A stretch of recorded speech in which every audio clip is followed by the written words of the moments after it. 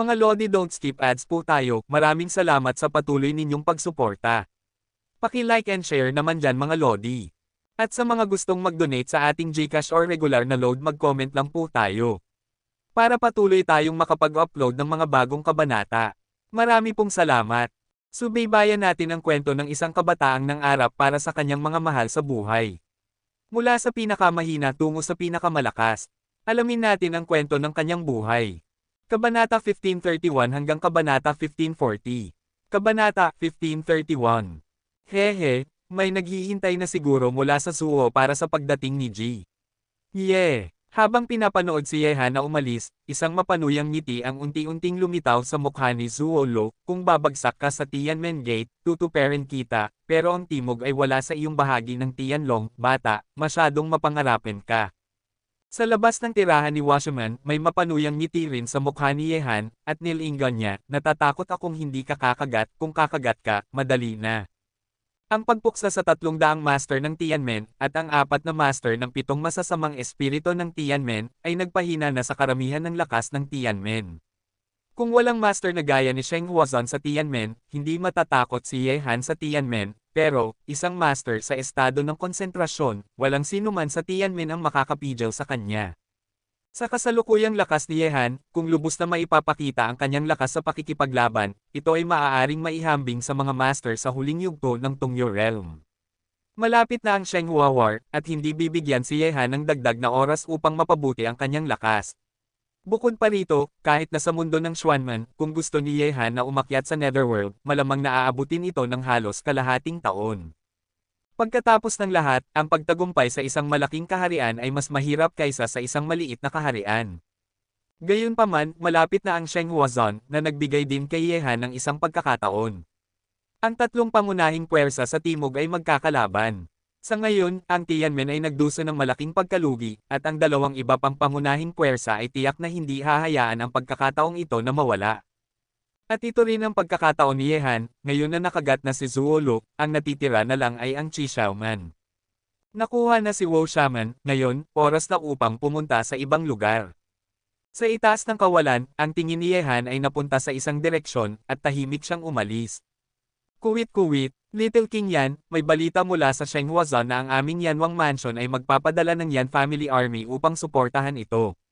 Sabi ni Meng Shan sa isang malalim na tinig kay Yanyu, ang tirahan ng Yanwang Mansion. Nang marinig ito, ibinaba ni Yanyu ang tasa ng tsaa, kumunat ang noo, at sinabi, maaaring may mali sa pakikitungo kay Yehan.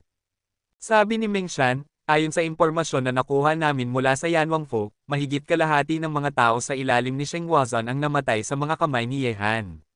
Ngayon gusto ni Sheng Huazan na maghaiganti kay Yehan, kaya pinapunta namin ang Yanwang Fo para magpadala ng suporta ng Yan Family Army. Walang silbing basura, ang isang bagong itinatag na Tianlong ay magdudulot sa kanya ng malaking pagkalugi. Hayaan mong suportahan ako ng aking Yan Family Army. Sa tingin ko gusto niya ang aking Yan Family Army na lumapit upang takutin sina Li Qixiao at Zuolo. Ang ekspresyon ni Yan Yu ay walang pakialam, at si Yehan ay makakaramdam ng hindi maganda kung siya ay umiral ng isang araw pa. Tanong ni Meng Shan, Little Yan King, kailangan pa ba nating suportahan si Sheng Huazan? Walang silbi si Sheng Huazan. Bakit magsasayang ng oras sa isang taong walang silbi? Maaari ko ring gamitin ang pagkakataong ito upang subukan kung may mga nakatagong master sa tabi ni Yehan. Isang master ang bumaril, kung ang master na lumitaw noong nakaraang pagkakataon ay lilito muli, kung gayon kailangan nating gumawa ng pangmatagalang plano. Kung hindi, kahit na makatakas siya sa sakunang ito, hindi pa huli ang lahat upang ipadala ang Yan Family Army. Bukod pa rito, sa tingin ko ang lalaking iyon na si Ren Zhongshan ay gagawa na rin ng aksyon. Malamig na ngumiti si Yan Yu. Sa tirahan ng Tianlong, sina Shi Wulei at ang iba pa ay aktibong naghahanda para sa labanan. Ang Tianmen ay aatake na. Bago malinaw ang plano ni Yehan, sina Shi Wulei at ang iba pa ay hindi nangangahas na maging pabaya. Sa ngayon, sa gitna ng Tianlong, mayroong higit pang mga master sa Unity Realm kaysa sa Heaven and Man Environment, at ang Unity Environment ay ang pangunahing puwersa sa pakikipaglaban din. Handa na ang panig natin, ngayon tingnan natin kung ano ang progreso ni Yehan. Huminga ng malalim si Shi Wulei, nakaharap sa Tianmen Sheng Huazan, isang master ng antas ng konsentrasyon, siya ay nasa ilalim ng malaking presyon. Sabi ni Daotong, kung talagang makikipag-isa tayo kay Wu Shaman, ang Tianmen ay hindi na magiging krisis para sa atin, ngunit isang pagkakataon upang sirain sila. Gayunpaman, kahit na makipag-isa tayo kay Wu Shaman, ito ay tiyak na paghahanap ng balat mula sa isang tigre. Matapos sirain ang Tianmen, natatakot akong ihahabol nila ang kanilang mga kuko sa ating Tianlong. Silang lahat ay isang grupo ng mga taong may masasamang intensyon. Sabi ni Xiao Yuangang na may masamang ekspresyon sa kanyang mukha. Hehe, sa tingin ko hindi nagtatago ng magagandang bagay ang lalaking iyon na si Yehan. Ngayon nakasalalay sa kanya kung ano ang mga plano niya. Nakangiting sabi ni Daotong. Daotong, hindi magandang ugali ang pagsasalita ng masama sa mga tao sa likuran nila, kailangan itong baguhin.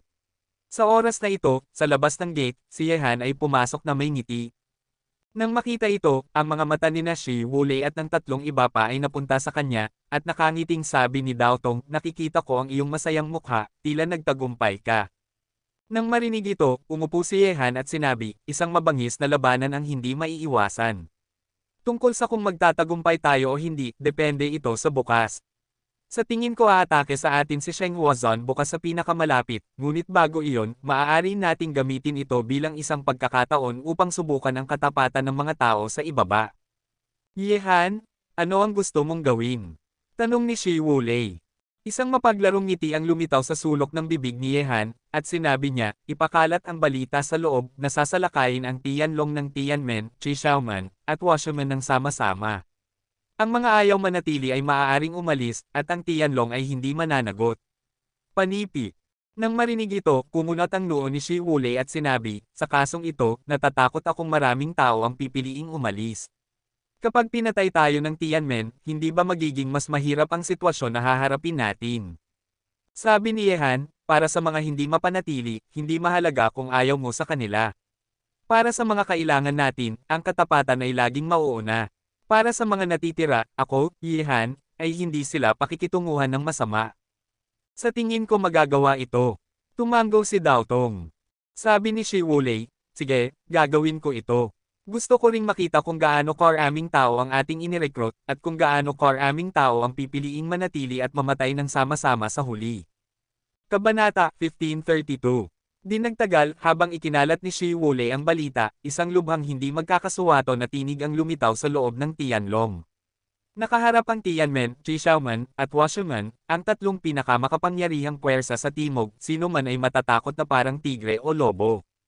Bagamat naging napakalakas ng Tianlong sa loob lamang ng ilang araw, mayroon pa ring malaking agwat kumpara sa tatlong pangunahing puwersang ito, lalong higit pa kung haharapin ang tatlong pangunahing puwersang ito ng sabay-sabay, kaya maraming tao ang pumili na umalis sa Tianlong, at pagkatapos makita ito, ang ilan na nag-aalinlangan ay umatras din sa Tianlong. Sa loob lamang ng isang oras, mahigit 100 katao na ang pumili na umalis sa 800 katao. Isang grupo nga talaga ng mga walang utang na loob na mga puting lobo. Galit na galit si Xiao Yuangang. Kung hindi sinabi ni Yehan na hindi niya ito hahabulin, hindi niya mapipigilan ang sarili na gawin ito ngayon. Kalmadong sabi ni Daotong, sa lungsod ng kadiliman, normal lang ito. Sa kabaligtaran, ang mga makakatira sa ganitong kalagayan ay ang mga talagang mapagkakatiwalaan. Sumipsip si Yehan ng tsaa at sinabi, ito pa lamang ang simula. Natatakot akong magkakaroon pa ng maraming taong pipiliing umalis sa hinaharap. Wala itong problema. Ang mga mananatili ay magpapasalamat sa desisyon na kanilang ginawa. Mapang-asar na ngumiti si Yehan, at naisubukan ang katapatan ng mga tao sa ibaba. Sa ngayon, ang pagkakataong ito ay hindi na magiging mas maganda pa. Imposible para kay Yehan na itago ang pag-iral ng mundo ng Xuanman sa lahat ng oras, at hayaang pumasok ang isang grupo ng mga mapagkakatiwalaang tao upang magsanay. Sa maikling panahon, ang Tianlong ay tiyak na magkakaroon ng isang grupo ng mga master, at hindi magiging problema na linisin ang buong Dark City pagdating noon. At ito ang layunin ni Yehan. Habang lumilipis ang panahon, ang mga tao ay isa-isang umalis sa Tianlong. Sa huli, mahigit 800 katao ang umalis sa kalahati sa kanila, natitira na lamang ang mahigit 400 katao. Kalahati ang umalis, mahigit na 400 na lamang ang natitira sa Tianlong. Pumasok si Shi Wulei mula sa labas ng gate, at napansin niya na ang mga tao sa ibaba ay pumili na umalis. Bagamat nakaramdam siya ng matinding pagkadismaya, wala siyang magagawa tungkol dito. Sabi ni Yehan, tanggalin ang ipa at panatilihin ang kakanyahan. Ang mga pumili na manatili sa oras na ito ay ang lakas na tunay na kailangan ng Tianlong. Kapag nalutas na ang bagay na ito, ang mga mananatili ay makakaramdam ng swerte. Nang marinig ito, kakaiba ang tingin ni Shi Wulei, tumingin kay Yehan at nagtanong, ano ang iyong mga plano? Nakangiting sabi ni Yehan, pagkatapos makapasa sa pagsubok na ito, malalaman mo. Magagawa kong tiyakin na hindi ko kayo bibiguin. Kayo ay laging mahilig magtago ng mga bagay, sige, tingnan natin kung anong sorpresa ang dadalhin mo sa huli. Kibet balikat ni Shi Wulei. Matapos maayos ang lahat, dumating na ang gabi, kinulong ni Yehan ang sarili sa silid, at pagkatapos ay pumasok sa mundo ng Xuanman, mayroon pa ring isang gabi, si Yehan ay maaari lamang magsumikap na maabot ang tuktok ng huling yugto ng Unity State, tungkol sa Netherworld, para kay Yehan ngayon, walang anumang pagkakataon. Ang pagtagumpay sa malaking kaharian ay mas mahirap kaysa sa pagtagumpay sa maliit na kaharian. Bagamat nagtagumpay si Yehan sa dalawang maliit na kaharian sa mundo ng Taoista noong nakaraang 4 na buwan, ngunit mula sa Unity Realm hanggang sa Secluded Realm, imposibleng hindi ito simple. Kung gusto ni Yehan na magtagumpay sa Netherworld, maaaring tumagal ng halos kalahating taon upang maabot ito.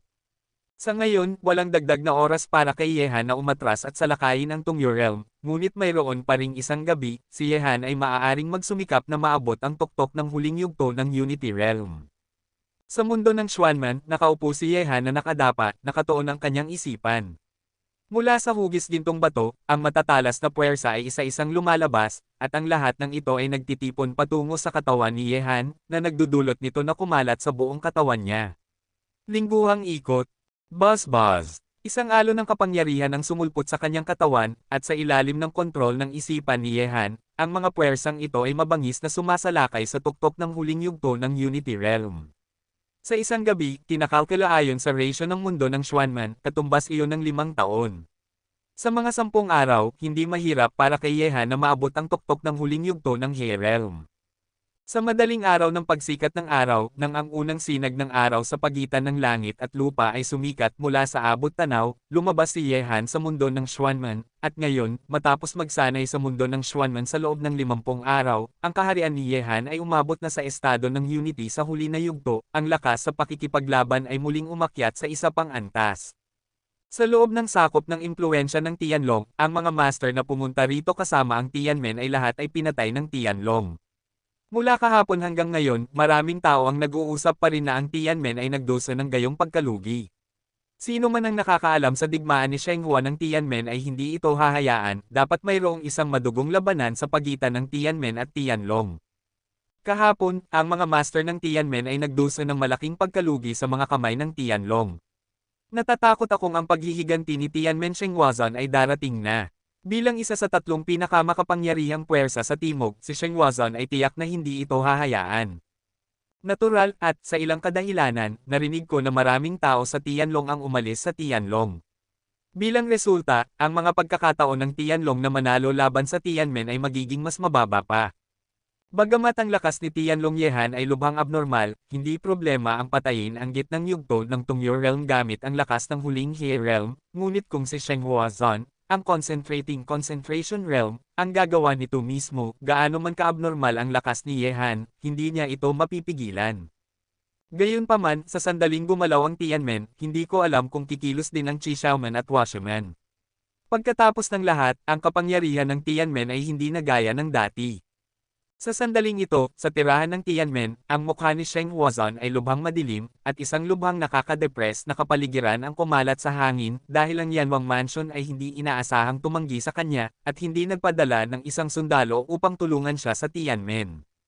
Sect Master, tila ginamit tayo bilang baril ng Yanwangfo, ano ang dapat nating gawin ngayon? Nang marinig ito, mahigpit na kinuyam ni Shenghuazan ang kanyang mga kamao, huminga ng malalim, at matalim na sinabi, Damyan Yu, mapapanagot ko siya sa lalong madaling panahon. Ang plano ay nananatiling pareho. Kung masisira ang Tianlong, sino ang mga ngahas na gumawa ng hakbang, si Li Qixiao o Zhuo Lu, ako, Shenghuazan, ay lalaban sa kanya hanggang sa kamatayan. Kabanata 1533. Di nagtagal, sa pangunguna mismo ni Shenghuazan, ang lahat ng mga master ng Tianmen ay inilipat. Bagamat ang lakas ng Tianmen ay nabawasan ni Yehan ng 300 katao, mayroon pa ring mahigit 100 master, at maging ang 7 demonyo ng Tianmen. Ang natitirang 3 master, ang 3 ito ay nasa huling yugto ng Tongyu Realm, at sila ay mas malakas kaysa sa 4 na master noong nakaraang pagkakataon. Sect Master, kumilos na si Sheng Huazon. Sa tirahan ng washerman, isang lalaki ang pumasok mula sa labas ng gate. Nang marinig ito, ang mukha ni Zuo Lun ay sumimangot, at sinabi niya, napakaganda, natapos na si Sheng Huazon, tawagan ang mga tauhan, ngayon, papatayin ko si Sheng Huazon. Sect Master, na may buong paggalang, bakit hindi natin hintayin na maglaban hanggang kamatayan sina Tianlong at Sheng Hua at masaktan ang isa't isa bago kumilos? Tanga, sa tingin mo ba ay karapat-dapat ang Tianlong na makipaglaban kay Sheng Huazon at masaktan ang dalawa? Malamig na umismid si Zuo Lu at sinabi, bago masira si Sheng Huazon, ang Tianlong na ito ay kapaki-pakinabang pa rin sa akin. Matapos masira si Li Qixiao, natural kong hahayaan silang pumunta sa impyerno, at pagkatapos ay ang timog ay mapamumunuan ng aking pamilya washerman. Qixiao men? Matapos pamunuan ni Sheng Huazon ang mga master palabas, nakuha rin ni Li Qixiao, ang pinuno ng Qixiao Gate, ang balita. Nagsimula na ang laban ni Sheng Hua. Mukhang hindi na nakaupo si Zuo Lun. May tao, ipaalam mo sa akin. Sumali tayo sa kaguluhan ng gayong masiglang eksena. Di nagtagal, sa loob ng sakop ng impluensya ng Tianlong, si Sheng Huazon ay namuno sa mga master ng Tianmen na lumitaw. Bagamat mahigit 100 lamang sila, dumaan sila sa kalangitan. Ang aura ay nagparamdam sa lahat ng nakakita sa kanila na lumingon. Narito na ang mga tao mula sa Tianmen, at si Sheng Huazon mismo ang kumilos. Mukhang magsisimula na ang paglalaban sa pagitan ng Tianmen at Tianlong. Pinapanood ang mga master ng Tianmen na dumaan sa kalangitan at bumaba sa kalangitan, lahat ng mata ay nakatingin sa kanila. Pagkatapos nito, maraming tao ang lumipad sa kalangitan at nagmadaling pumunta sa tirahan ng Tianlong. Ang tunggalian sa pagitan ng Tianlong at Tianmen ay nakakaakit na ng mga practitioner sa loob ng sakop ng impluensya ng Tianlong. Sa sandaling ito, sa itaas ng kalangitan sa garrison ng Tianlong, isang grupo ng mga itim na figure ang nakatayo sa kawalan, ang kanilang mga mata ay walang pakialam na nakatingin sa kawalan sa harap, darating si Tianmen Sheng Hua, at nang makapasok sila sa sakop ng impluensya ng Tianlong, ang mga tao ng Tianlong ay nakatanggap na ng balita. Sa sandaling ito, ang mga tao ng Tianlong, na pinamumunuan ni Yehan at ng 4 pa, ay naghihintay kay Tianmen Sheng Huazon upang patayin siya. Di nagtagal, sa paningin ng Tianlong at ng karamihan, isang grupo ng mga figurang mabangis na sumugod ay lumitaw sa kanilang paningin. Sa harap ng karamihan, isang lalaking nasa 30 ilang taong gulang ay nakasuot ng itim na balabal, may hawak na sibat, isang nakakagulat at nakakatakot na layunin sa pagpatay ang mabangis na kumalat sa kanyang katawan.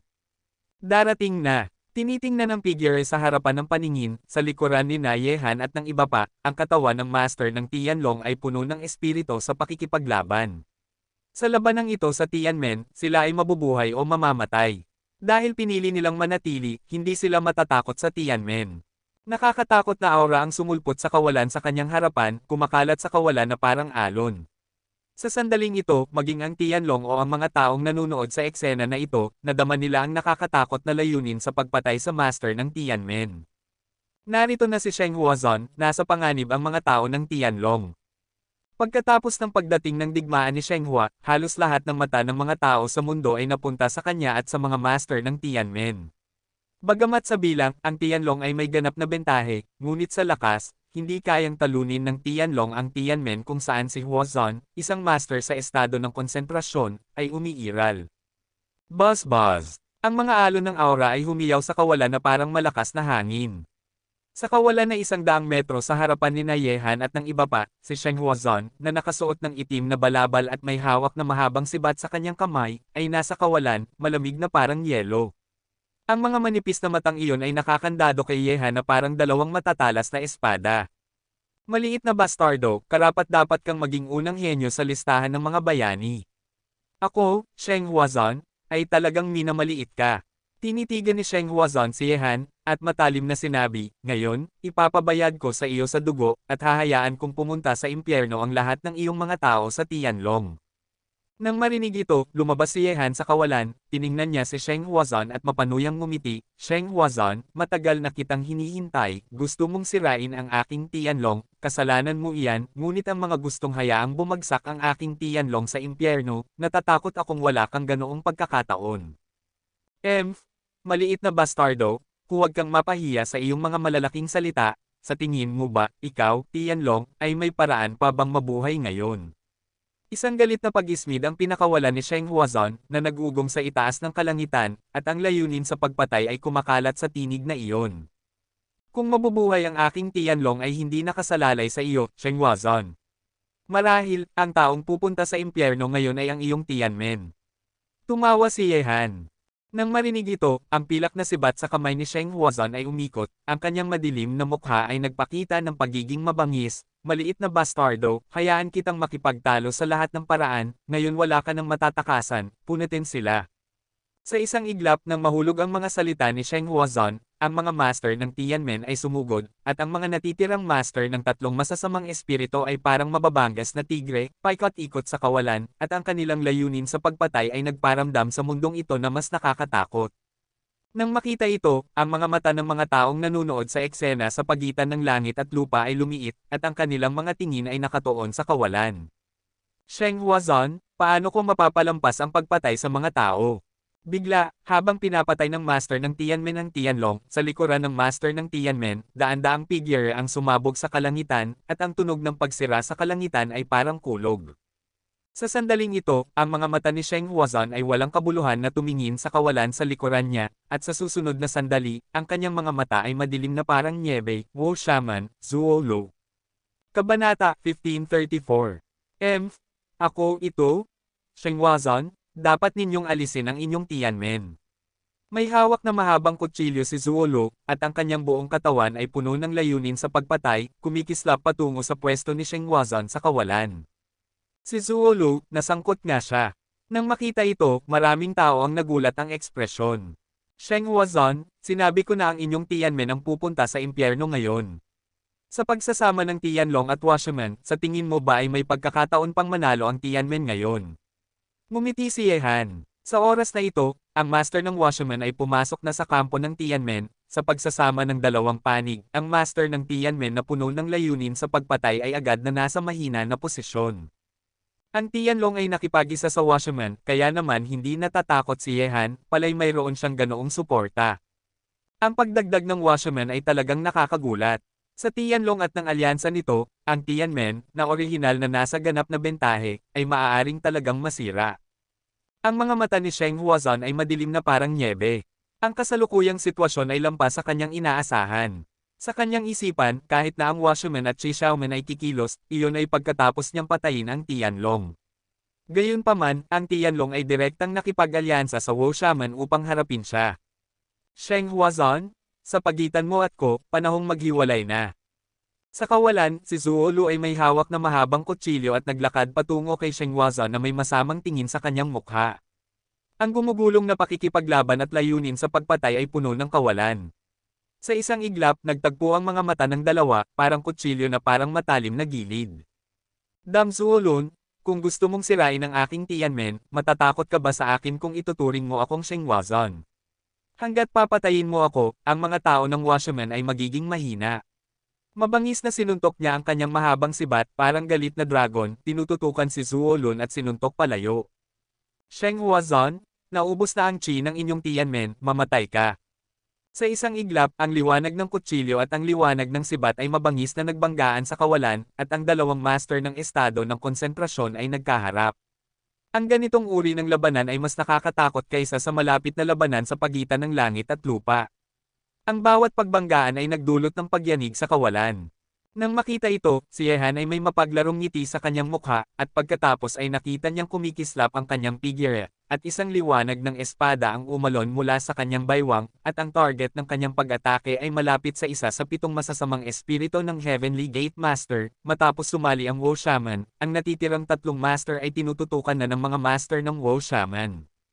Sa buong walang laman na larangan ng digmaan, ang mga tao ng Tianmen ay nasa ilalim ng pagkubkob ng Tianlong at Washerman. Tiyak, tawa, Ang malamig na liwanag ng espada ay sumabog na parang kidlat na nagparamdam sa master ng Tianmen na nakikipaglaban sa master ng Washerman at nagmadaling umatras sa kawalan. Ang taong ito ay isa sa 7 masasamang espiritu ng Tianmen. Ito ang kaharian ng huling yugto ng Tongyu Realm. Ang pinagmumulan ng paghihirap ay dahil sa iyo. Kahit na masira ang aking Heavenly Gate ngayon, gusto kong pumunta ka sa impyerno. Sabi ni Yehan na may madilim na ekspresyon, ang 4 na tao bago ka ay nagsabi rin ng ganoon, ngunit sila ang mga pumunta sa impyerno sa huli. Ngayon, hindi ka magiging exception. Pagkatapos sabihin iyon, ang figure ni Yehan ay parang kidlat, ang gintong liwanag ng espada ay sumabog mula sa kanyang katawan, at ang gintong guhit na iyon ay umikot, parang isang ikot ng gintong nakakapasong araw, ang nakakatakot na espada ng pagpatay ay agad na tumama sa taong dumaan. Sa harap ng mga master sa huling yugto ng Yujing. Hiwa. Ang liwanag ng espada ay patayo at paalang, at ang master ng huling yugto ng Tong Yujing ay may kakilakilabot na ekspresyon. Gamit ang isang mabigat na kutsilyo, siya ay humiwa pababa, at isang marka ng kutsilyo ang napunit sa kawalan. Gayunpaman, sa ilalim ng pagpatay ng gintong liwanag ng espada ni Yehan, ang kutsilyong ito sa kamay ng master sa huling yugto ng Mingtong Yujing ay direktang naputol, at ang gintong enerhiya ng espada ay sinalakay at pinatay siya, pinipilit siyang sumabog sa kawalan na may takot na ekspresyon. Ang kanyang sariling kaharian ay tumagumpay sa tuktok ng huling yugto ng He Realm, na nagparamdam sa kasalukuyang lakas ni Yehan na makalaban ang mga master ng huling yugto ng Tongyu Realm. Dahil gusto mong pumunta ako sa impyerno, dapat mong gamitin ang lahat ng iyong lakas, kung hindi, ako ang papatay sa iyo. Dahil gusto mong pumunta ako sa impyerno, dapat mong gamitin ang lahat ng iyong lakas, kung hindi, ako ang papatay sa iyo. Ang ekspresyon ni Yehan ay madilim. Tiningnan niya ang master ng huling yugto ng Tongyu Realm na sumabog sa kawalan, at malamig na ngumiti. Pagkatapos, ang kanyang mga paa ay mabangis na yumapak sa kawalan, at ang kanyang buong katawan ay dinampot na parang bagyo, palabas. Tawa. Ang nakakatakot na gintong liwanag ng espada ay muling sumabog mula sa kawalan. Ang espada na ito, na parang gintong kidlat, ay hindi lamang napakabilis, ngunit napakamapanira rin. Nang makita ito, ang mukha ng master ng huling yugto ng Tong Yujing ay naging malamig, at ang hitsura ng pagkagulat ay naging mas matindi sa kanyang mukha. Agad, ang mga alon ng nakakagulat na kapangyarihan ay pinakawalan mula sa kanyang katawan. Mamatay ka! Bigla, ang mga mata ni Yehan ay parang Diyos na demonyo, ang kanyang mga mata ay napapalibutan ng nakakatakot na liwanag ng demonyo, at ang napakalaking itim na enerhiya ng demonyo ay sumulpot mula sa kanyang katawan, tinatakpan ng langit at ang araw, at mabangis na binalot ang huling yugto ng Tong Yujing, Master. Sa isang iglap ng ang kapangyarihan ng demonyo sa katawan ni Yehan ay binalot ang master ng huling yugto ng Tong Yujing, isang kulay abong kulay ang lumitaw sa mukha ng kalaban, na parang ang kapangyarihan ng demonyo ni Yehan ay parang sumpa. Hayaan siyang mahulog sa kamatayan. Kabanata 1535. Ang kapangyarihan ng mahika ay hindi gaanong nakakatakot kaysa sa kapangyarihan ng ginto. Gayunpaman, ang mga larangan ng lakas ay magkakaiba. Ang kapangyarihan ng ginto ay matalas at walang hanggan. Ang pag-atake ay ang pinakamatulas na kapangyarihan sa mundo, at ang kapangyarihan ng mahika ay nasa pagiging mapanghimasok nito. Kapag sinalakay ng kapangyarihan ng mahika, maaari nitong agad na burahin ang kamalayan at maging ang isipan ng kalaban. Gayunpaman, ang kapangyarihan ng mahika sa katawan ni Yehan ay hindi kasing lakas ng kapangyarihan ng ginto. Pagkatapos ng lahat, si Yehan ay dalubhasa sa kapangyarihan ng ginto at nagsasanay na, at ang kapangyarihan ng mahika ay gustong mapabuti sa parehong antas ng kapangyarihan ng ginto. Maliban na lang kung ito ay isang lugar o kayamanan na may kapangyarihan ng demonyo, o napunta sa angkan ng demonyo, mayroong kapangyarihan ng demonyo para kay Yehan na pagsanayan. Tawa. Sa sandaling balutin ng kapangyarihan ng mahika ang master ng huling yugto ng Tong Yujing, agad na iniwagayway ni Yehan ang kanyang espada pababa, at ang gintong liwanag na iyon ay direktang pinutol ang ulo ng kalaban. Nang makita ito, maraming tao na ang mga mata ay nahulog kay Yehan ay sabay-sabay na nanginginig. Noong nakaraang araw, pinugutan ni Yehan ng ulo ang isang master sa gitnang yugto ng Tongyu Realm, ngunit ngayon, maging ang mga master sa huling yugto ng Tongyu Realm ay mamamatay sa harap niya, sa ilalim ng espada. Ang lakas ni Yehan ay lubhang napabuti. Kung magpapatuloy siya ng ganito, sa sandaling tumagumpay siya sa Netherworld Realm, siya ay magiging ganap na hindi matatalo sa kahariang ito. Sa oras na iyon, maging ang Netherworlder sa listahan ng mga bayani ay magiging ganap na hindi matatalo. Kahit na ang mga henyo sa kaharian ay hindi pantay sa kanya. Matapos mapugutan ng ulo ang master ng huling yugto ng Tang Yujing, sinuri ni Yehan ang nakapaligid na kawalan. Sa pinagsamang pagsisikap ng Tianlong at Washerman, mahigit kalahati ng mga tao sa Tianmen ang napatay at nasugatan, at sila ay ganap na pinatay. Si Shi Wulei at ang tatlo pa ay nanguna sa mga master ng Tianlong at hindi gaanong maraming nasawi. Ha! Ang numero unong henyo sa listahan ng mga bayani na pumatay sa huling yugto ng Tongyo Realm gamit ang tuktok ng huling yugto ng He Realm, talagang karapat-dapat sa reputasyon nito nang makita-kita ngayon. Sa lupa, ang mga mata ng isang binata na may mapagmataas na ekspresyon ay kumikinang ng maliwanag, at may mga pagsabog ng panatiko na layunin sa pagpatay na sumabog sa mga nakakaakit na mata na iyon. Mahal na Panginoon, ang taong ito ay talagang pambihira, ngunit sa sandaling kumilos ka, kahit na siya ay makapangyarihan, mamamatay lamang siya ng may galit. Sa likuran ng binata, isang lalaking nasa katanghaliang gulang ang nagsabi. Nang marinig ito, isang mapanuyang ngiti ang lumitaw sa mapagmataas na mukha ng binata, at sinabi niya, narinig ko na ang bastardo na si Yan Yu ay napigilan sa pagtatangkang patayin siya noong nakaraang pagkakataon. Sa pagkakataong ito, gusto kong makita kung sino ang makakapigil sa akin na si Ren Zhongshan. Sa lugar ng malaking labanan, ang mga mata ni Yehan ay nakatuon sa labanan sa pagitan ni Sheng Huazan at Zuo Lun. Sa buong mundo, ang labanan sa pagitan ng dalawa ay ang pinakamabangis, ang magulong kapaligiran ay nagwalas sa mundo na parang isang pagkabaliw, ang mabangis na pakikipaglaban ni Sheng Huazan at Zuo Lun, ang pagbanggaan ng mga sibat at kutsilyo, ang bawat suntok ay parang kulog, at ang mga sugat ay lumitaw sa kanilang mga katawan. Sa labanang ito ng buhay at kamatayan, gusto ni Zuo Lun na patayin si Sheng Huazan at sirain ang Tianmen, at gusto rin ni Sheng Huazan na patayin si Zuo Lu. Whoosh! Sa oras na ito, ang nakakatakot na afterimage ay kumislap sa kawalan, na nagpapahirap na makita kung nasaan ang tunay na katawan ng afterimage. Ang gintong liwanag ng espada ay kumislap sa kawalan, at bigla, ang gintong liwanag ng espada ay bumagsak sa katawan ni Sheng Huazan. Sa likuran niya, ang espada ay tila pinaghihiwalay ang kanyang katawan. Naramdaman ito, si Sheng Huazan, na nasa isang mabangis na labanan kay Zuo Lun, ay nakaramdam ng panginginig sa kanyang puso, at ang aura ng kabaliwan sa mga mata ni Leng Xia ay napakalaki. Pagkatapos, biglang umikot si Sheng Huazan, at ang nakakatakot na sibat sa kanyang kamay ay parang sinuntok ng husto ang longevity sword ni Yehan na parang isang tungkod. Gam-ulong. Pagkatapos ng nakakatakot na pag-atake, ang longevity sword sa kamay ni Yehan ay nagbanggaan sa sibat sa kamay ni Sheng Huazan. Sa isang iglap, mayroong isang nakakagulat na tunog ng pagbanggaan, at naramdaman lamang ni Yehan na ang kanyang kamay na may hawak na espada ay lumubog. Yi ay lumipad mula sa kanyang kamay, at pagkatapos, ang katawan ni Yehan ay mabangis na sumabog sa kawalan. Sheng Huazan, ang tunay mong kalaban ay ako. Si Zuo Lu ay may hawak na mahabang kutsilyo sa kanyang kamay, at nang humakbang siya sa kawalan, ang nakakatakot na puwersa ay dinurog ang hangin.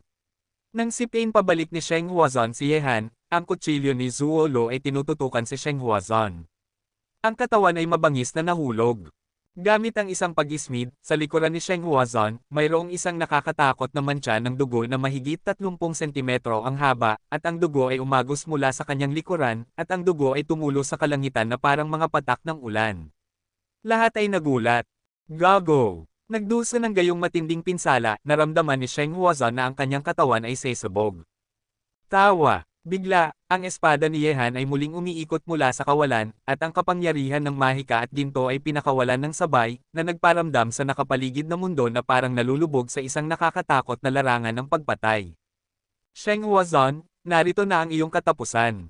Sa kabilang panig ng kawalan, si Zuo Lun ay gumalaw na parang isang malakas na hangin, at ang kanyang kutsilyo ay parang kidlat na parang isang kutsilyo ang sasalpok sa mundo.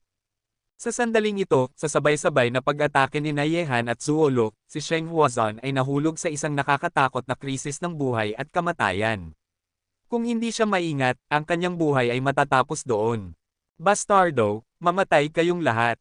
Ang gumugulong na layunin sa pagpatay ay sumabog mula sa katawan ni Sheng Huazan, at ang mahabang sibat sa kanyang kamay ay nagwalas sa mundo sa lahat ng direksyon, at ang liwanag ng baril ay parang 1,000 palaso. Sa isang iglap, sa ilalim ng nakakatakot na pag-atake na ito, ang espada ni Yehan ay wala na. Ang isang serye ng mga after-image na hindi nakikita ng mata ay iniwagayway, at ang kanyang katawan ay unti-unting umatras sa kawalan.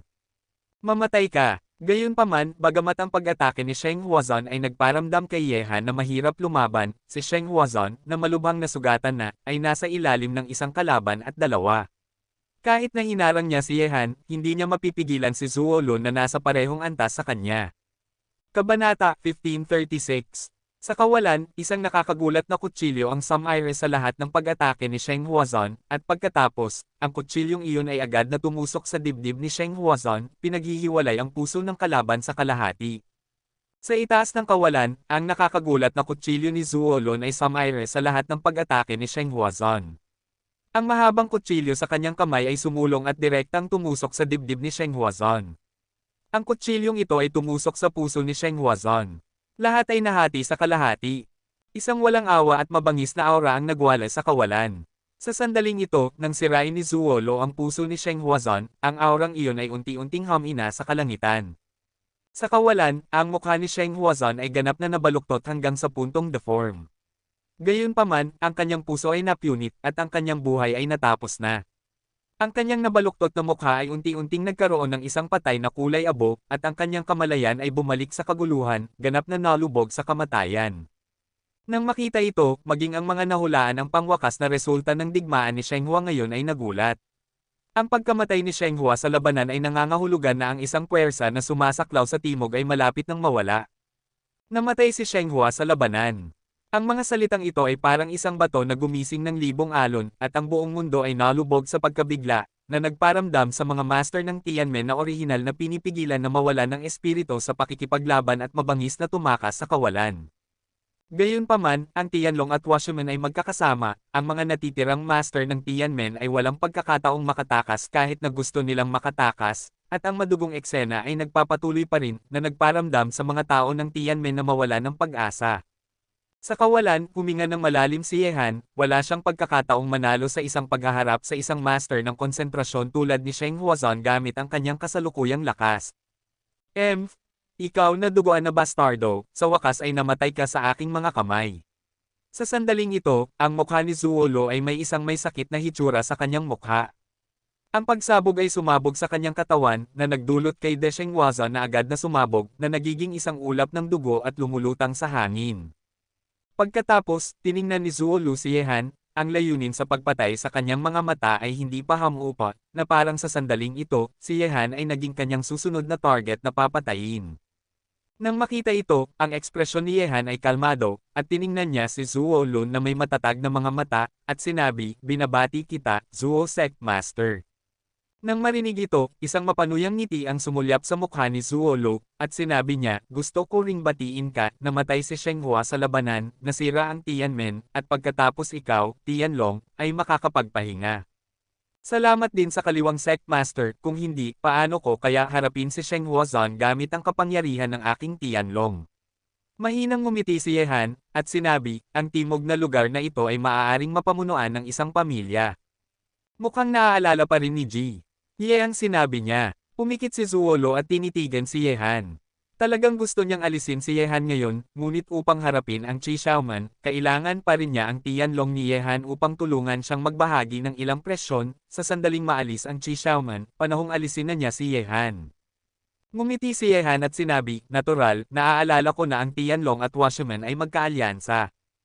Tinitingnan ng dalawang tao sa kalangitan, sa sandaling ito, maraming tao ang makakaisip na matapos masira ang Tianmen, ang susunod na target ng dalawang taong ito ay marahil ang Qi Xiaoman.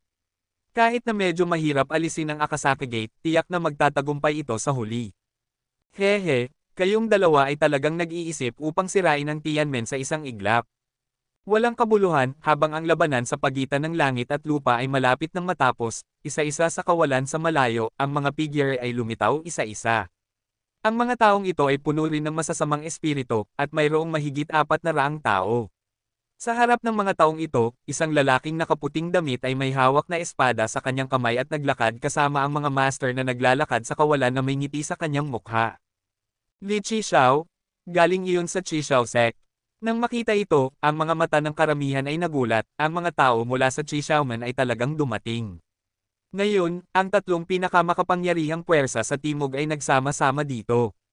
Li Qixiao, Si Zuolo ay may mabangis na tingin sa kanyang mukha, at ang kanyang malamig na mga mata ay tumingin kay Li Qixiao na nakasuot ng puti, at isang hindi mapigil ang layunin sa pagpatay ang sumabog mula sa kanya kaagad. Nang makita ito, pumikit si Yehan. Sa sandaling ito, ang labanan sa pagitan ng langit at lupa ay unti-unting huminto, at wala sa mga tao mula sa Tianmen ang makatakas. Nang makita ang pagdating ng Qi Xiaoman, ang lahat ng mga master ng Washerman ay agad na pumunta sa likuran ni Zuo, ang madilim na figure ay tinitigan ang mga tao mula sa Akasa Kamen. Si Shi Wulei at ang iba pa ay dinala rin ang mga tao ng Tianlong sa likuran ni Yehan, at ang kanilang mga tingin ay nakatuon din sa Qi Xiaoman.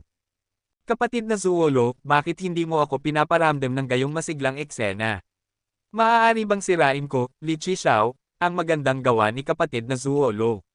Sa kawalan, mayroong 3 kampo na, at ang madilim na mga figure ay nakatayo sa kanilang sarili. Sa 3 direksyon sa kawalan, ang mga mata ni Li Qixiao ay sinuri ang mga master sa mundong ito, at ang mga sulok ng kanyang bibig ay nagsiwalat ng isang ngiti na tila hindi ngiti. Nang marinig ito, ang layunin sa pagpatay sa mukha ni Zuo Lun ay nakakagulat, at sinabi niya, Li Qixiao, sa tingin mo ba, ako, Zuo Lun, ay matatakot sa inyong Qixiao Gate? Ngayon, dumating ka sa tamang oras, at oras mo na upang patayin si Sheng Huazon. Hehe, ang mga ambisyon ni kapatid na Zuo ay talagang malaki, ngunit ako, Li Qixiao, ay hindi kasing tanga ni Sheng Huazon. Talaga bang iniisip ni kapatid na Zuo na kaya kong sirain ang Qixiao Gate? Nakangiting sabi ni Li Qixiao. Ngayon ako ay nagkakaisa sa Washerman at Tianlong, ano ang kahirapan sa pagsira sa inyong Qixiao Man? Mapanuyang ngumiti si Zuo at sinabi, Master Ye, dahil ang kalaban ay dumating sa pintuan, bakit hindi natin sila tuparin at sirain ang Qi Xiaoman? Xiaoman, ang pagkakataon para sa iyo at sa akin na mamuno sa timog ay dumating na. Nang marinig ito, ang mga mata ni Yehan ay kumislap, at ngumiti siya, sige. Pagkatapos ng lahat, naglakad-lakad si Yehan, ang kanyang kalmadong mga mata ay tumingin kay Li Qixiao, na nagpapahirap na malaman kung ano ang iniisip niya. Kabanata 1537. Li Qixiao? Ngayon sa tingin mo ba ay makakatakas ang Qi Xiaoman sa sakunang ito? Malamig na umismid si Zuo, at ang nakamamatay na aura sa kanyang katawan ay agad na pinakawalan ng walang hanggan, Li Qixiao, narito na ang iyong katapusan. Sisirain ko ang Akasaka Gate. Matapos sabihin ito, si Zuo ay sumugod kay Li Qixiao na parang isang malakas na hangin.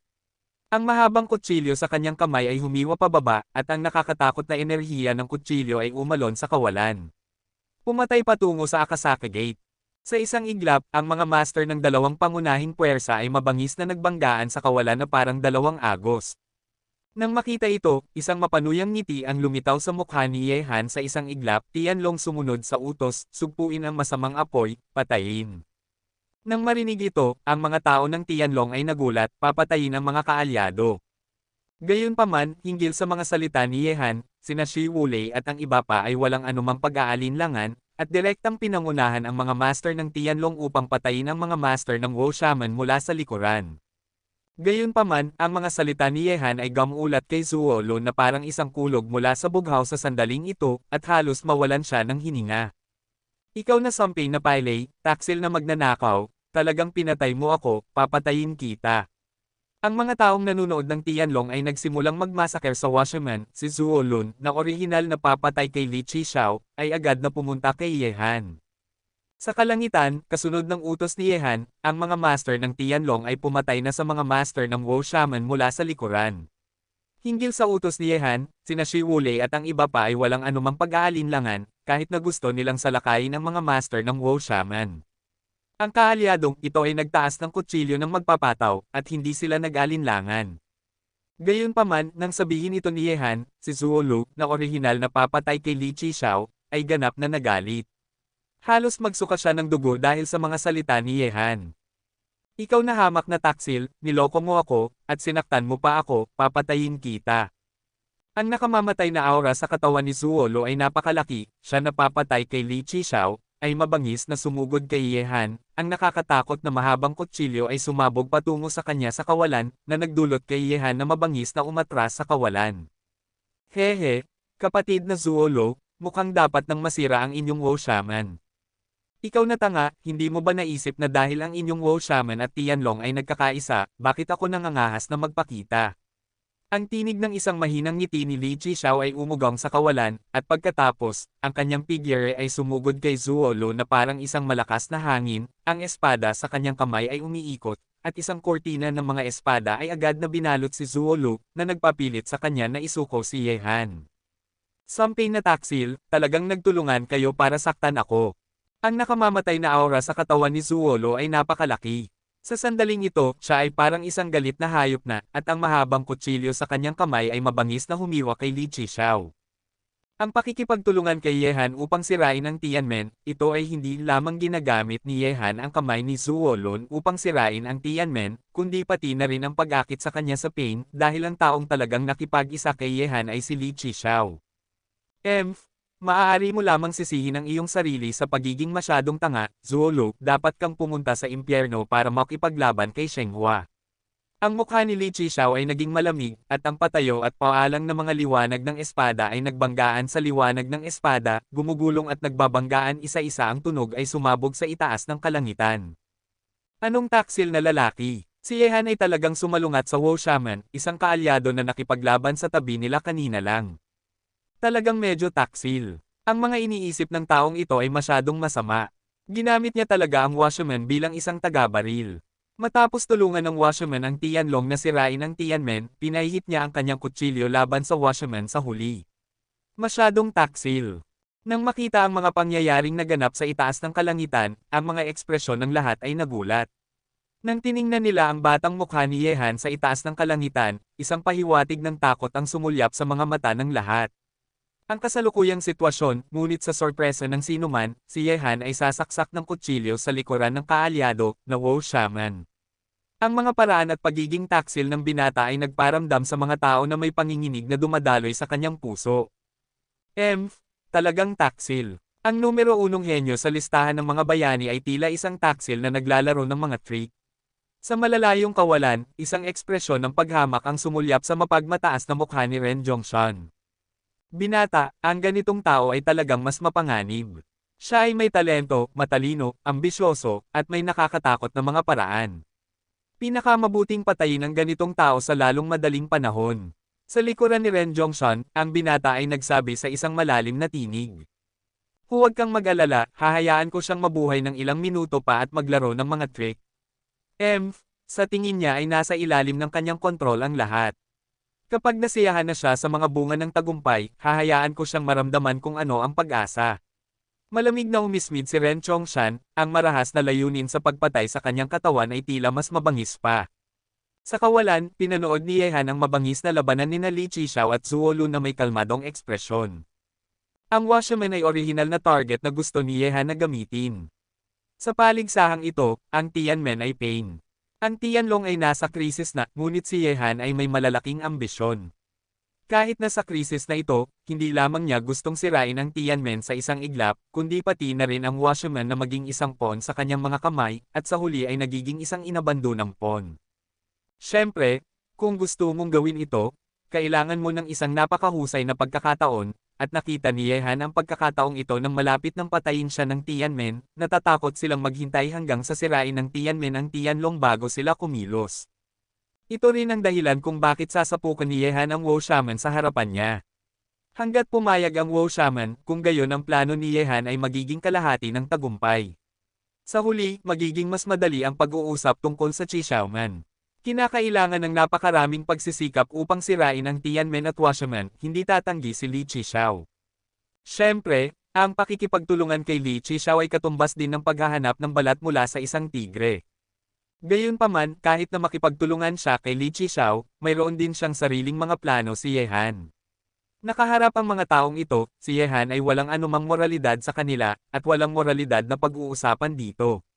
Sa huli, kung ang plano ni Ye Han ay ganap na matagumpay, kung gayon, sa paligsahang ito sa pagitan ng tatlong pinakamakapangyarihang puwersa sa timog, ang pinakamalaking benepisyaryo sa huli ay ang Tianlong, na ganap na mahina.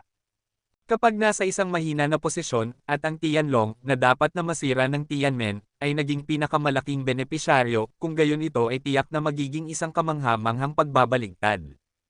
Sa kawalan, lumabas si Ye Han na may hawak na espada, at ang malamig na layunin sa pagpatay ay kumalat sa buong kanyang katawan. Sa susunod na sandali, si Yehan ay sumugod sa bilog ng labanan na parang isang malakas na hangin, at ang espada sa kanyang kamay ay parang isang taga-ani, na nagbubukas matapos ang isang lubhang madugong pagpatay. Ang mga master ng Washerman ay hindi kayang labanan si Yehan. Bukod pa rito, matapos nilang makaranas ng isang labanan, sa ilalim ng pagsasama ng Tianlong at Qi Xiaoman, ang kanilang mga pagkalugi ay sa bawat segundo, umaakyat. Kabanata 1538. Maliit na bastardo, kung ako, Zuo Lu, ay hindi mamamatay ngayon, duruduguan kita hanggang sa abo. Sa kawalan, si Zuo Lu ay mukhang mabangis, at nahulog sa mga kamay ni Yehan. Ang pakiramdam ng pagbagsak mula sa langit hanggang sa impyerno ay nagpabaliw na sa kanya sa sandaling ito. Kahit na nasugatan siya sa labanan kay Sheng Huazon, siya ay matapang pa rin sa sandaling ito walang kapantay. Ang uri ng desperadong kabaliwan ay nagparamdam kay Li Qixiao na hindi dapat maging pabaya. Zuo Lu, kung gusto mong sisihin ito, maaari mo lamang sisihin ang iyong sarili sa pagiging masyadong tanga upang maniwala sa kanya. Mapanuyang ngumiti si Li Qixiao, at ang enerhiya ng espada na parang isang natatakot na ibon ay lumilipad sa kawalan, sa tuwing nagbabanggaan ang mga espada sa kanilang mga kamay, na nagdudulot ng kaguluhan sa nakapaligid na kawalan. Ang pagkalat ng enerhiya ng espada at enerhiya ng espada, ang nakakatakot na kapangyarihan sa pagpatay, kaya ang mga nakikipaglaban sa mga nakapaligid na lugar ay hindi nangangahas na lumapit sa kanila. Hindi pinansin ni Yehan ang mabangis na Zuo Lun sa sandaling ito. Ang kanyang figure ay nakakalat sa buong larangan ng digmaan, at maraming master ng Washerman ang namatay na sa ilalim ng kanyang espada. Ang Wu Shaman ay tapos na. Tinitingnan ng mga eksena ng pagkatalo sa kawalan, ang lahat sa mundo ay palihim na nag-iisip, nang ipagkanulo ni Yehan ang tubig upang harapin ang Wu Shaman, ang katapusan ng Wu Shaman ay nakatalaga na. Sa paligsahan, ang Wu Shaman ay ganap na napapailalim kay Yehan. Hindi lamang siya ginamit bilang sibat upang sirain ang Tianmen, ngunit naging isang batong hakbang din para sa Tianlong upang mamuno sa timog, isang malungkot na biktima. Hindi nagtagal bago sumali si Yehan, isang master na may baluktot na lakas sa pakikipaglaban, at ang mga tao ng Washerman ay natalo. Sa ilalim ng pagpatay ni Yehan, ang bawat master ay naging isang malamig na bangkay. Kinamumuhian ng mga taksil na magnanakaw, ngunit walang sino man ang makakapatay kay Yehan. Dito, bukod kina Zuo Lu at Li Qixiao, si Yehan ay ang pinakamakapangyarihang master na. Tinitingnan ng binata sa kalangitan na paalang at patayo, ang dugo na nabuo sa daan. Hindi lamang ang mga taong nanunood ng labanan sa pagitan ng mga langit at lupa ay natakot, kundi pati na rin ang mga tao ng Qi Xiaoman ay nagulat din. Para itong pagpatay sa aso. Sa kabaligtaran, kung sinalakay din ni Yehan ang mga tao ng Qi Xiaoman, natatakot akong magkakaroon ito ng parehong epekto. Ang nakakapangilabot na pagpatay na ito ay tumagal ng halos 5 minuto. Halos 200 master ng Washerman ang namatay sa mga kamay ni Yehan. Sa sandaling ito, ang mga natitirang master ng Washerman ay tila natalo na. Maaga o huli. At ang paligsahan sa pagitan ni Zuo Lun at Li Qixiao ay nahulog din sa isang mabangis na labanan. Bagamat si Zuo Lun ay nasugatan sa paligsahan kay Sheng Hua, siya ay nahulog na sa kabaliwan. Kahit si Li Qixiao ay nasugatan. Siyempre, sa kabila nito, ang kapalaran ni Zuo Lun ay hindi mababago. Sa ilalim ng pag-atake ni Li Qixiao, siya ay mas nasugatan pa. Whoosh! Ang nakakatakot na figure ay kumislap sa kawalan. Sa sandaling ito, si Yehan ay sumugod na kay Zuo Lun sa kawalan. Isang espada na kasing bilis ng kulog ang humiwa mula sa kalangitan, at ang umaalon na enerhiya ng espada ay biglang natunaw.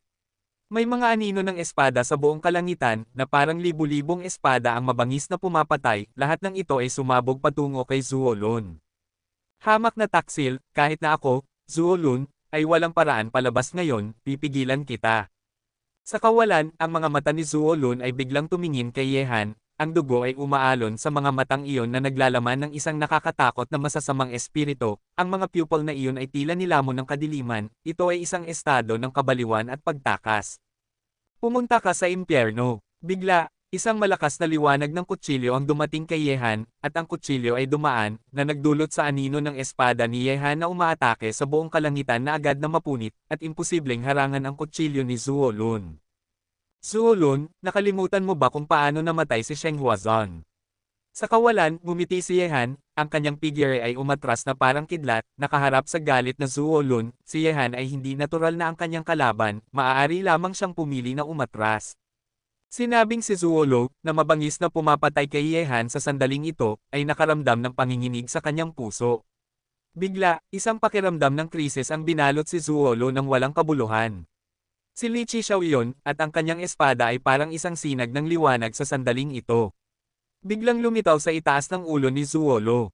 Hiwa! Malamig ang tingin ni Li Qixiao, at ang parang liwanag na espada ay tinututukan si Zuolo sa isang iglap, at ang bilis ng espadang iyon ay umabot sa isang limitasyon, na nagparamdam kay Zuolo na ang kanyang kaluluwa ay mapapatay ng espadang ito, Puksane. Li Qixiao. Mabangis na sumigaw si Zuolo na may mabangis na ekspresyon, at ang nakakagulat na tinig ay umugang sa kawalan. Ang kutsilyo na orihinal na tinututukan si Yehan ay agad na itinaas sa itaas ng kanyang ulo, sinusubukang harangan ang espada ni Li Qixiao. Boom! Sa isang iglap, ang espada ni Li Qixiao ay bumagsak mula sa kalangitan at bumagsak sa mahabang kutsilyo ni Zuolo, ang uri ng mabangis na paghaharap, isang tunggalian ng lakas. Sa sandaling ito, ang mahabang kutsilyo sa kamay ni Zuolo ay direktang tinadtad, at ang dugo ay dumura mula sa kanyang bibig. Ang mga tao ay hindi mapigil ang nahulog patungo sa kalangitan, ang nabaluktot at mabangis na mukha ay maputi na parang nyebe. Nang makita ito, ang mga mata ni Li Qixiao ay napuno ng layunin sa pagpatay sa kawalan, ang kanyang mga palad ay nanginginig, ang kanyang espada ay malakas na umawit, at ang kanyang mga paa ay yumapak sa kawalan. Ang kaliwang bahagi ng kalangitan. Kapatid na Zuolo, sa impyerno, dalhin mo ako upang bumati kay kapatid na Huazan.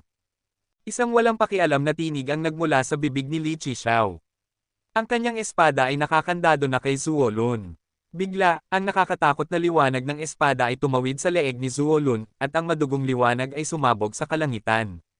Matapos ang labanan ni Shenghua, si Zuolo ay patay na rin. Ang eksena na ito ay nagulat sa maraming tao, ngunit sa parehong oras ay hindi nila mapigil ang makaramdam ng emosyon. Sa loob ng isang araw, ang dalawang master na namuno sa timog ay namatay, at ang mga pagkamatay ay lubhang nakakaawa. Orihinal na, si Li Qixiao ay hindi nagpakita. Bago pa man, naisip ng lahat na sina Yehan at Zuolo ay nagsama-sama upang bumuo ng isang malakas na alyansa, at ang kanilang susunod na layunin ay tiyak na si Li Qixiao, at pagkatapos ay mamuno sa timog sa isang iglap. Gayunpaman, ang mga bagay ay madalas na hindi inaasahan. Sa huli, sina Yehan at Zuolo Li Qixiao ay talagang mula sa parehong kampo, habang si Zuolo ay naging biktima ng intriga.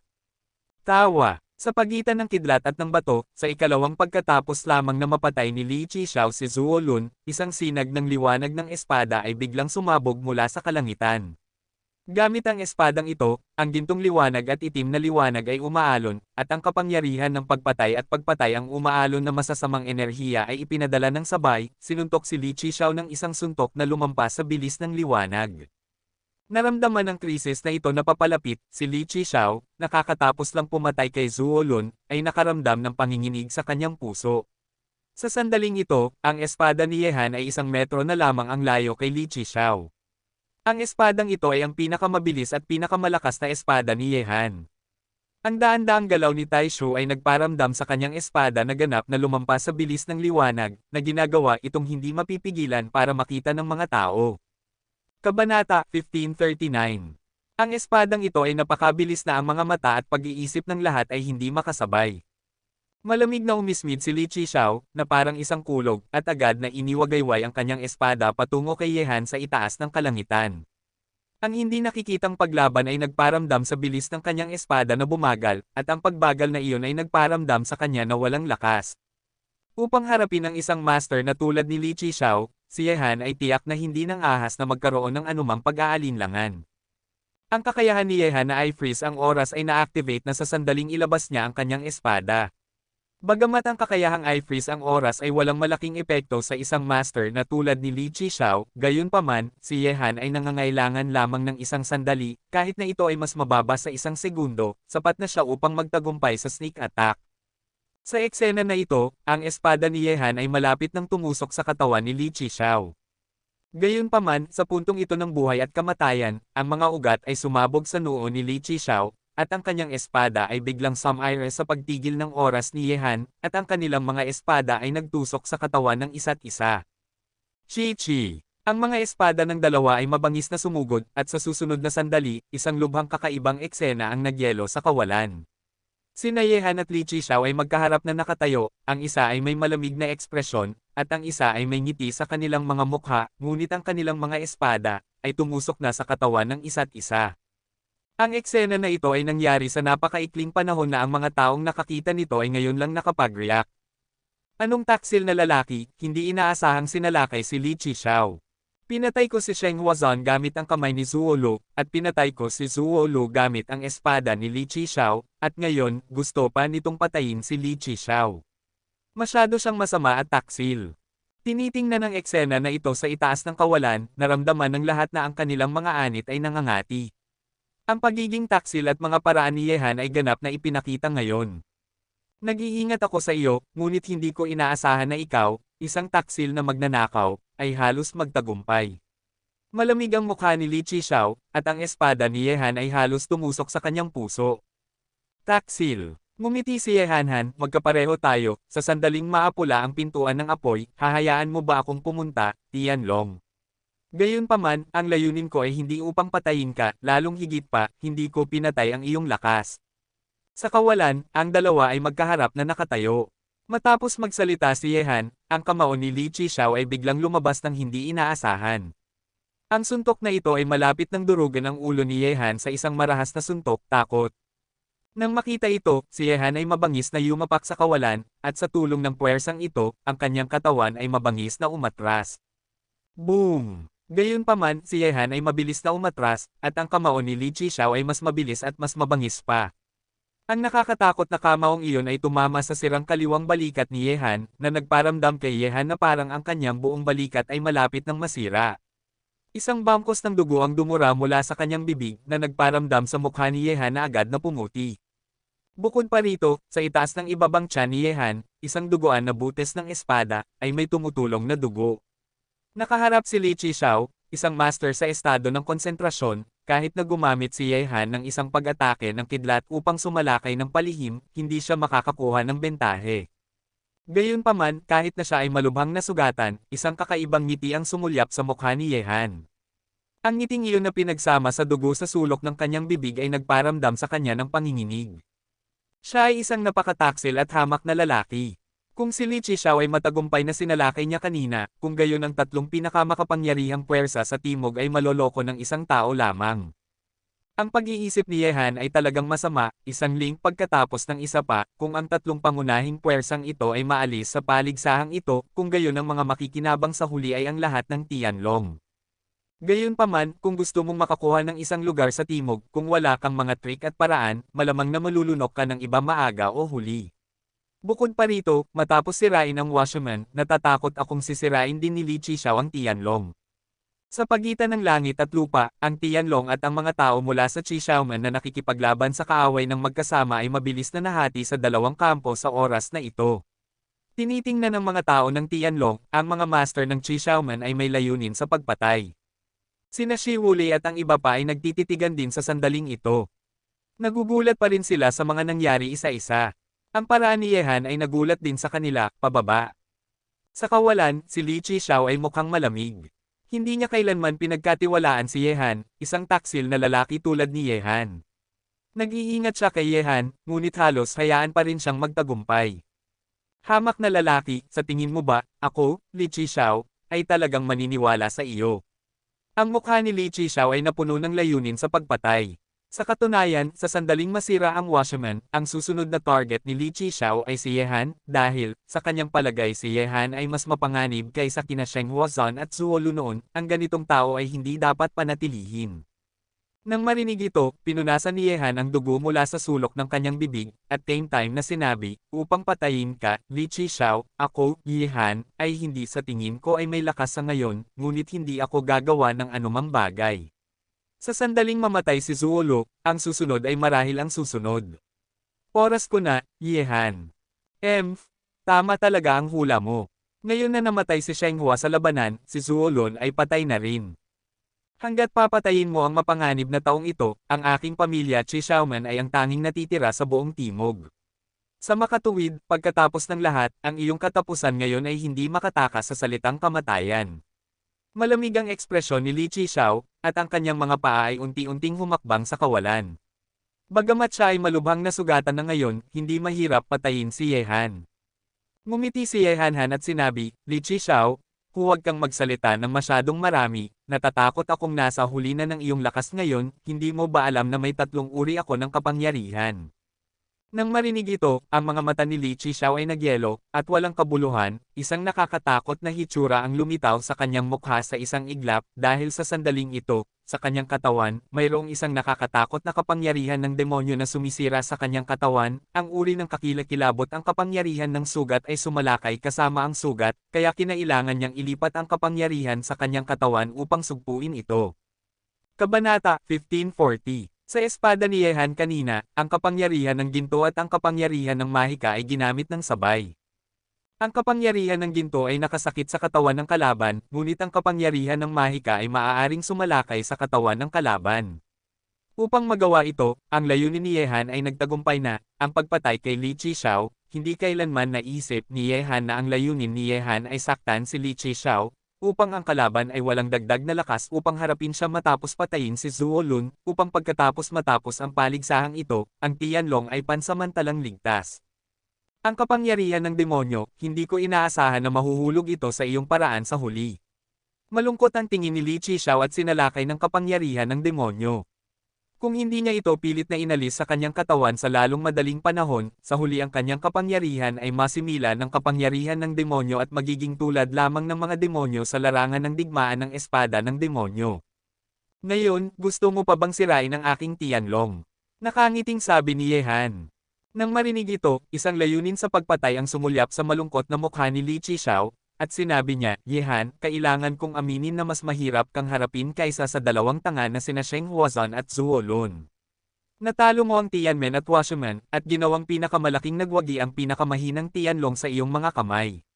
Sa pagkakataong ito, ako, Li Qixiao, ay sumuko.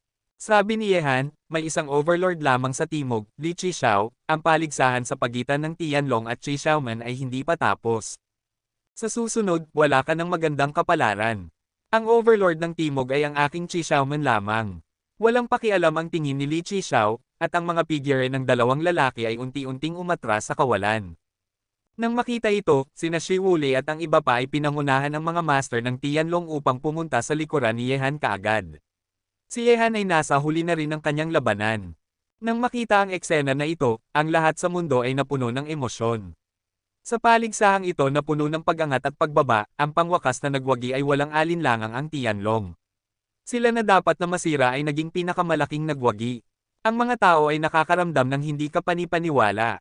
Kamangha-manghang. Talagang kamangha-manghang. Hindi ko inaasahan na ang aking anak ay dumating sa tamang oras ngayon. Nasaksihan ko ang isang trick ng mga daga na naglalaro sa mga pusa. Ang tatlong pinakamakapangyarihang puwersa sa timog na lugar ng Tangtang, tatlong master ng estado ng konsentrasyon, ay hindi inaasahang natalo ng isang kasosyo. Ang mga tao sa tuktok sa huling yugto ng unang kaharian ay naglalaro gamit ang palakpak, anong grupo ng mga tanga. Bigla, habang ang labanan sa mundong ito ay natapos na, isang nakakatawang tinig ang biglang lumabas sa kawalan.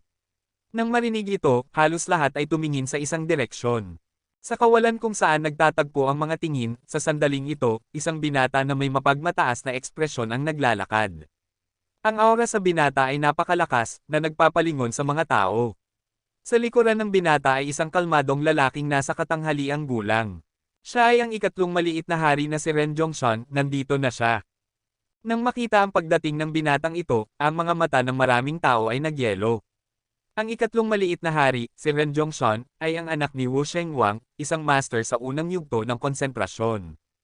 Nang marinig ito, ang mga mata ni Yehan ay nakatuon din, ang Ren Zhongshan na ito, tulad ni Yan Yu, ay isang batang master din sa listahan ng mga bayani. Ang tatlong maliit na hari na si Ren Zhongshan, ang anak ni Wu Shengwang, isang master sa unang yugto ng estado ng konsentrasyon, at ang tatlong maliit na hari na sina Yanyo at Hilien Woki, ay kilala rin bilang tatlong maliit na hari ng madilim na lungsod. Ang tatlong ito ay hindi lamang may malalakas na background, kundi pati na rin ang kanilang sariling lakas. Ito ay pambihira rin, at ito ay isang henyo din sa listahan ng mga bayani. Sa sandaling ito, pinapanood ang pagdating ni Ren Zhongshan, ang mga mata ng maraming tao ay nakatuon. Ang paglitaw ni Ren Zhongshan sa oras na ito ay maaaring hindi simple, lalong higit pa ang panunuya, ang paghahambing kay Yehan sa isang daga, at ang paghahambing kay Yehan sa isang daga.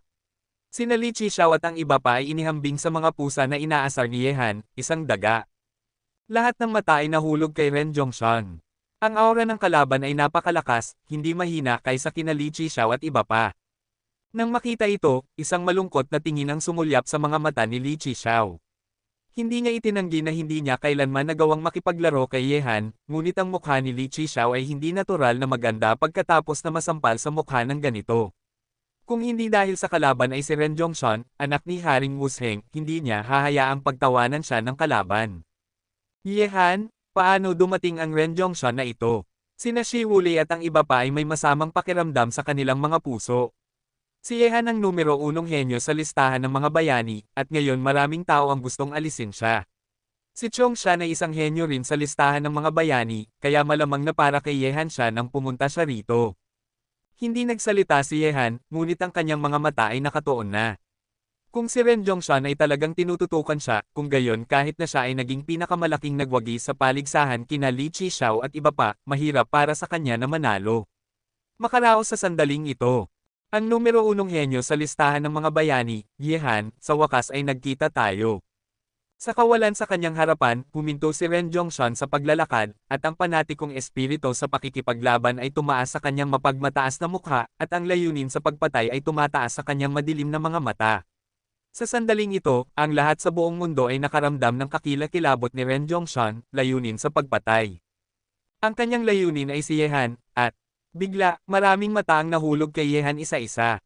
Ang dahilan ng pagbisita ni Ren Zhongshan ay malinaw na. Pumunta siya para kay Yehan, ang unang tao sa listahan ng mga bayani. Sa sandaling ito, sa ilalim ng tingin ng lahat, tiningnan ni Yehan si Ren Zhongshan at sinabi, hindi ko alam kung bakit pumunta rito ang inyong kadakilaan. Nang marinig ito, ang sulok ng bibig ni Ren Zhongshan ay ngumiti, na nagpapakita ng isang bangkos ng malamig na puting ngipin, dalawang salita, patayin ka. Wow! Sa isang iglap matapos mahulog ang mga salita ni Ren Zhongshan, ang buong mundo ay napuno ng mga pagsabog ng kaguluhan. Upang patayin si Yehan, ang ikatlong maliit na hari, si Ren Zhongshan, ay talagang may ganoong plano. Gayunpaman, hindi ito nakakagulat.